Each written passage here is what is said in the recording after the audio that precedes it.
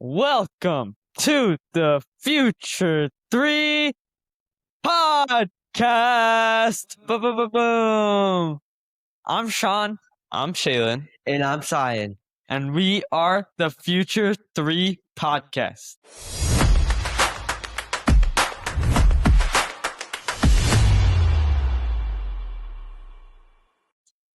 Today's guest is a doctorally prepared advanced nurse with 22 years of experience. She does a million other things on the side, like designing clothes for babies. She even has her own cooking show called Nina and Nani, and she wrote a book for first-time parents. Please welcome Dr. Nina Raoji. Hi, guys. What's up? What's Thank up? you Nice for to joining meet you us guys. on this podcast. You're welcome. Thanks for having me. Very Of excited. course. So you do many different things. So let's just have a bit of background to how you got here. Sure. So, I started my career as a bedside nurse in the ICU. And from there, I got really curious about the leaders that were on my unit. So I went back to get my master's. And after that role, I started working in the pediatric emergency department as an advanced practice nurse. So that's a nurse practitioner. Uh, I worked there for about a year, and because I was doing so many nights, I needed a little bit of change of pace. So I started working in a developmental pediatric clinic where we were doing evaluations for kids with learning disabilities, ADHD, kids on the spectrum, and things like that. And that's where I really got to see more of the high level of how hospital systems work. After that, I got pregnant with my first daughter and then consecutively my second daughter. And in between those two pregnancies, I realized that I had forgotten a lot of stuff. And I thought I can't be the only one who forgets a bunch of things when you have another kid. So at that time, I wrote my first book called Raising Baby, a parent's guide for baby's first year. And it really is just the nuances of that first year and all their developmental milestones and feeding and sleeping and training and all of those kind of things.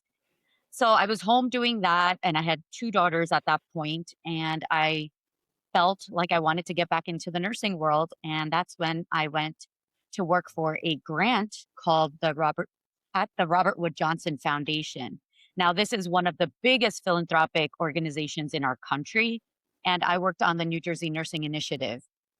So there I got to work with chief nursing officers, deans of educational programs, basically all the leaders of nursing throughout the state and pretty much the nation. We would meet, in DC and things like that.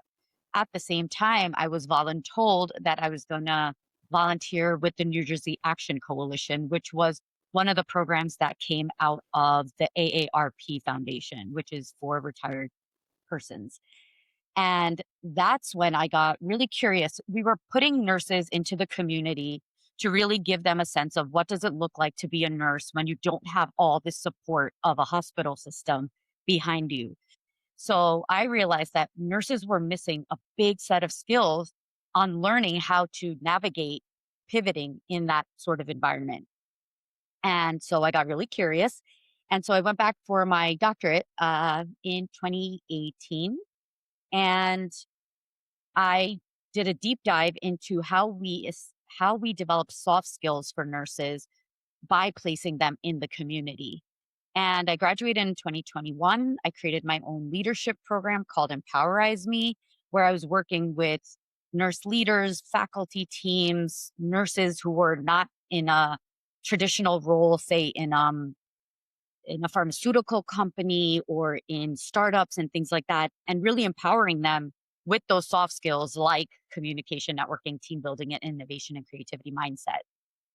Then last year, January 2025, I got approached with a potential job offer that was to be the deputy director at the New Jersey State Nurses Association, which is our state's nursing association that has 7,000 members. And we really lobby and advocate for a better nursing future. And so I took that role on, and it's now been a year since I've been in that role.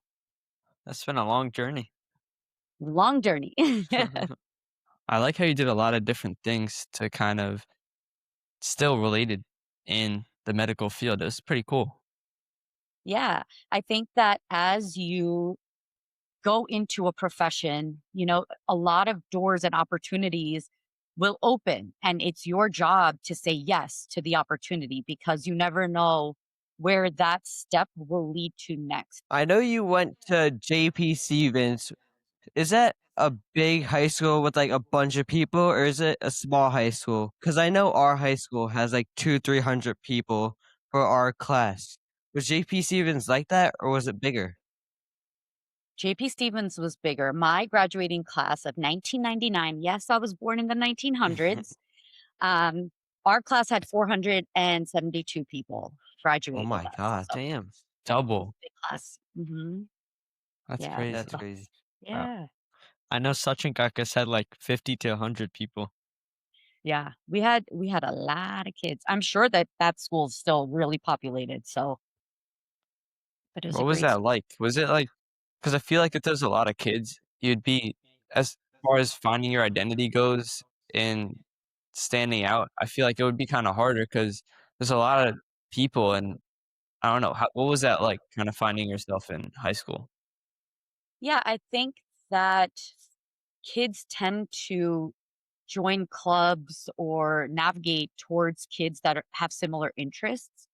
And I don't know if that's a good thing or a bad thing, right? Because, for example, I was in National Honor Society, I was on the debate team. Like, I did all the things that kids doing the same things that I was interested in were doing.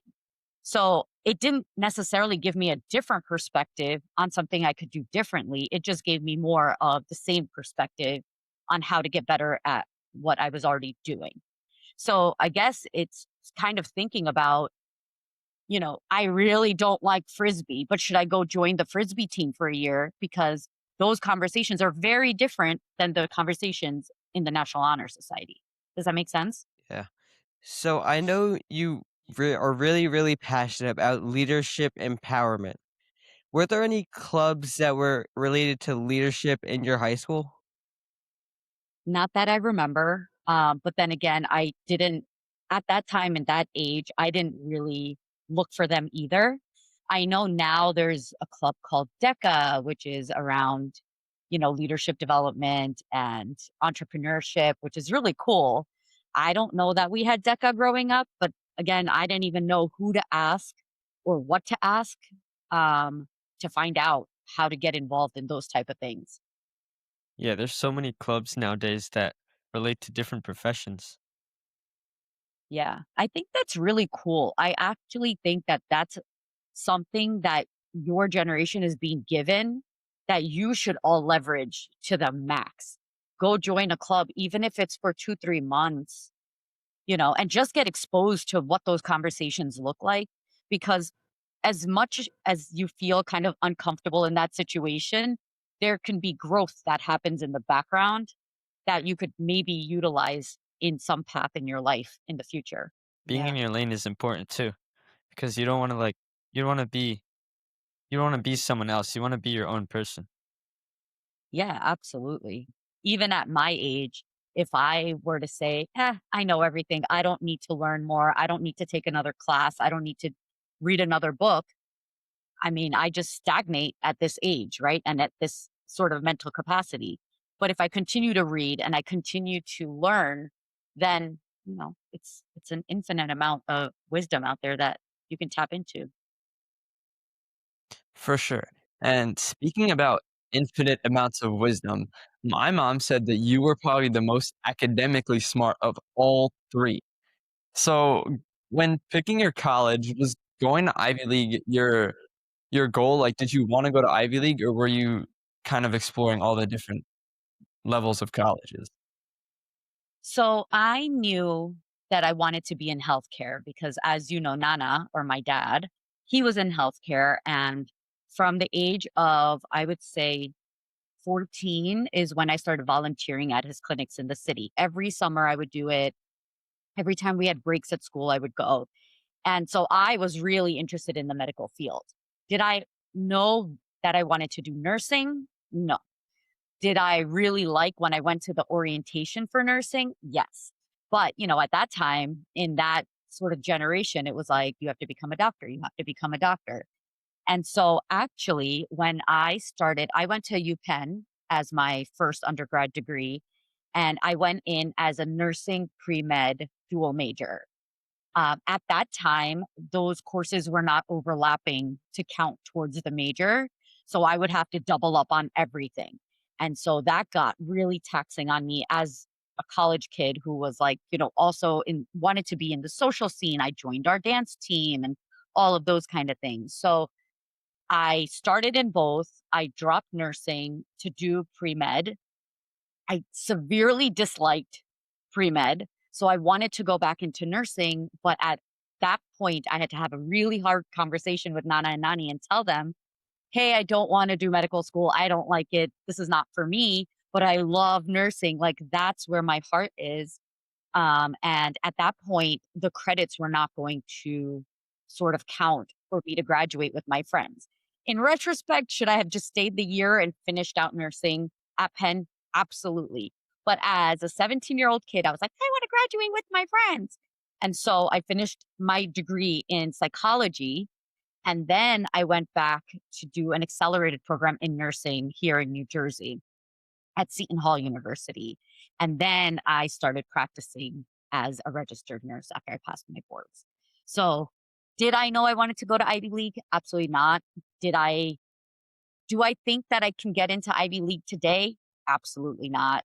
I just think that when I was in school in the 1900s and we didn't Back in the have, day. right? And we didn't have all this access to everything, sort of education and opportunities and everything. It was kind of like the kids who were academically smart did rise to the top, right? Because it was your study habits, it was your ability to grasp these concepts and do well on tests. Literally, it's the same thing today, except that I feel like all of you kids are smart. Everybody's getting A's, everybody's doing community service. So, what is it like a podcast that sets you apart, right? It's what are you doing differently? And these schools now really expect you to like solve Exactly. world hunger. I don't know. Yeah, or Expect cure cancer. Really hard. Obviously, growing up in the 1900s and when picking a college, it was probably pretty difficult. But so why did you pick UPenn? Was it because you wanted to go there or did your parents want you to go there? No, my parents didn't really have any sort of specification other than we don't go too far. Because remember, again, we didn't have cell phones. There was no way to really find us or track us if we were going to get on a plane to go to a university. That wasn't like an option. So it was picking schools that were really in the Northeast. And then it was a matter of, nowadays you kids go to like do these college tours across like 15, 20 schools. We went to one school and that was Penn. Literally, that was it. We went to go check out their nursing program. I like fell in love with the advisor there. She was amazing. And that was it. I was like, okay, I'm going to apply to two schools. And if I get in, I get in. And if I don't, because also we didn't have Common App. You guys have Common App. We didn't have that. So you had to write essays for every single school. You had to pay fees for every single school. So it was very different back then. It was really, really different. So you needed to know what you wanted to study and sort of geographically where you want it to be because you weren't going to do like a select all on a common app and then just apply across the board. It's pretty amazing. But, college is a whole nother world. How do you High know that? school. You I didn't mean, go to college? yeah, that's what mom said, bro. Chill. Anyways, so college we know is it's a whole nother world.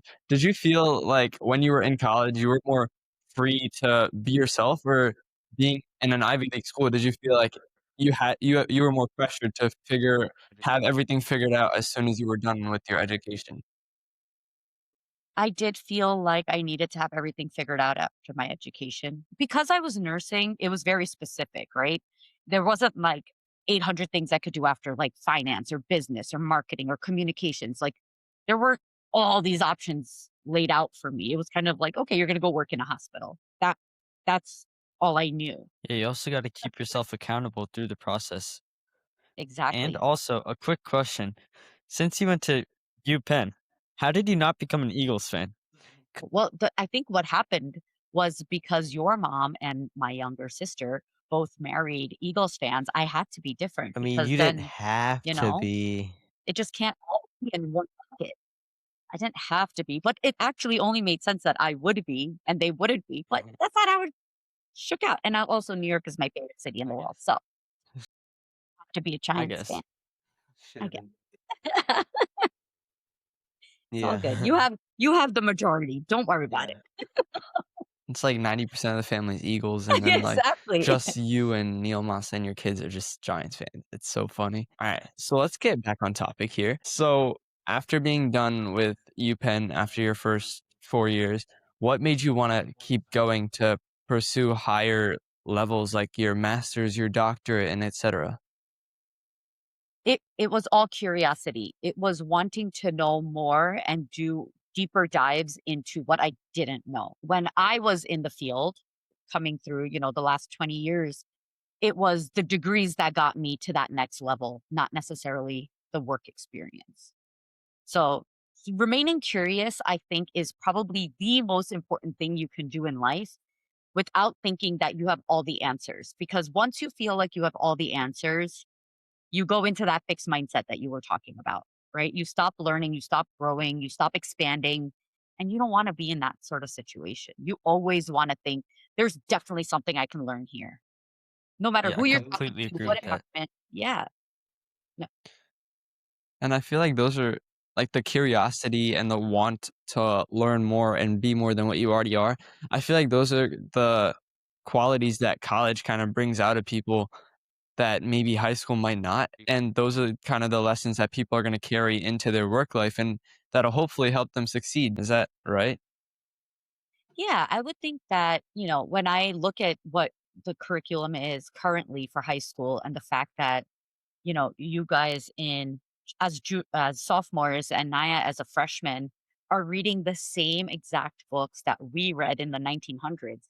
It kind of like is I'm like, "Oh, nothing's changed. Like, why aren't you reading Atomic Habits? Like, why aren't you reading things that are going to develop you in the future versus the same sort of rhetoric that's been happening for years and years and years?" And so I try to tell myself that, okay, it's fine. You do your school stuff because Yeah. you also have to pass school, right, to get to the next Yeah. grade. But in on the side, you could also read these other books that are about self-development and curiosity and innovation and think, like, what can I apply from what I read in school or what I learned in school or this lesson in science or social studies or math or whatever? And how can I apply it differently now that I have this lens of an innovator, now that I have this lens of having atomic habits, things like that. You know what I mean? So it's not just this straightforward, I have to get my work done because that's what I have to do.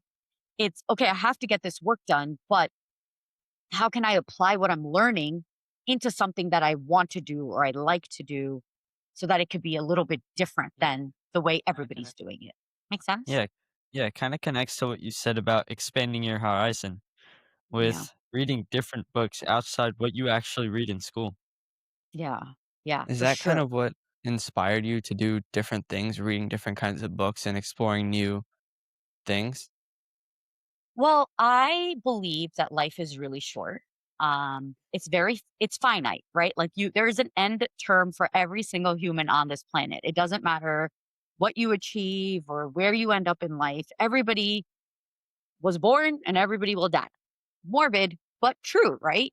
So you only have X number of days. You don't know what that number is, but you have X number of days. So if you're passionate about something or you think about something and you're like, how cool would it be if I XYZ, why not try it? It doesn't have to be like the next Tesla or like SpaceX. It doesn't have to be like that. But at least you would have never had the regret of not trying something.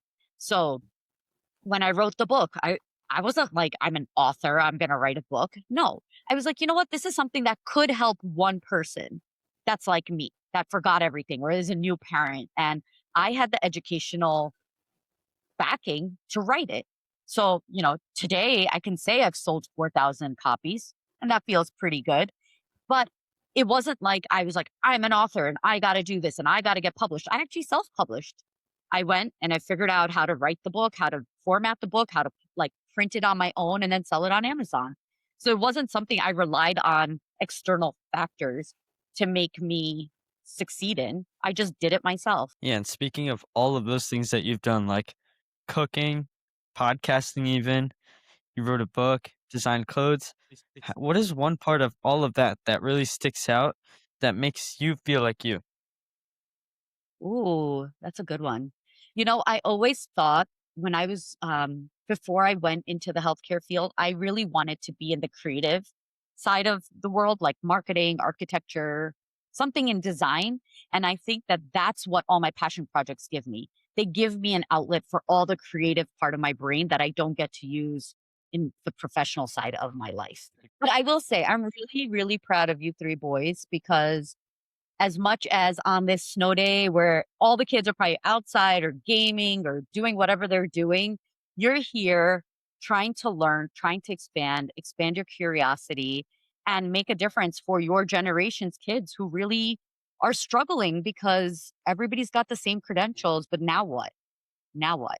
And I Mhm. think that if you get the opportunity to visit workplaces or, do these interviews with people who are in leadership roles and really understand how they balance their leadership with being grounded and staying sane and happy. I think that, the world is your oyster. I I guess you don't, could say we're trying to be like oh, that's the best compliment ever. I would love if you three, actually all 9, 11, however many kids are in our family, if you all grow up and you can say that I don't have a regret. That would be the ultimate. Go do the things that are going to give you experiential opportunity over getting an A in a class because that opportunity will carry you way further than getting an you A on gotta a live test. life. So on that note, let's ask you, Dr. Raoji, do you have any questions for us? I do. What is one thing each of you does that's out of what you have to do? For me, so we do a clinic in the summer where we train little or younger kids for soccer. And at the end of each one, we have a leadership discussion. And I really enjoy talking about that with them because it not only helps me, it helps them too. Oh, that's fantastic. I think anytime you can pay it forward, right? That's like a whole Yeah. thing in life. Always pay it forward. So if you have these interests in Legos or this podcast, YouTube channel, or the interest in developing the younger kids' self confidence, why not? Because you three are amazing at that. You're social. You make eye contact when you speak to people. It's important to develop these skills, especially for a future generation who thinks everything's in their phone and it's not. Yep. It's here. This is what AI can't take over. This AI can take over. So Exactly. I experiences remember are what will keep you ahead of AI, in my exactly. I opinion. remember during Nani's birthday party, the guy was playing the flute and you told me that's the only thing that AI is not going to take over, the ability to have that human connection. Because I Yeah, remember he was like playing flute and like Zoe was singing and like it was so nice and AI is not going to be able to make like come stand next to you and play a flute while you sing. It's all about making that connection with the people instead of yeah, just being super generic and not deep and no yeah. emotion. And so always pick experiences over the test or that, the checkbox, because that experience, if I can end with anything, Steve Jobs in 2005 gave a commencement speech at Stanford. And he said that one day when you look back, all the dots will connect in your journey to where you are in that point in life. And so the more experiences that you can add to that journey are going to be those dots. Yeah, and So, like you said, life is short, so you should live your life to the fullest. yeah, YOLO. YOLO. And YOLOing means experiences. Okay. Exactly. So, max out. Yeah. Okay. What a What a We Hendon. really appreciated you. I love you for boys. coming on the podcast. We really appreciate Oh, I love you guys. Great job. Keep it up Thank- and develop that future generation. We are the Future 3 podcast, and we out. Peace. Peace.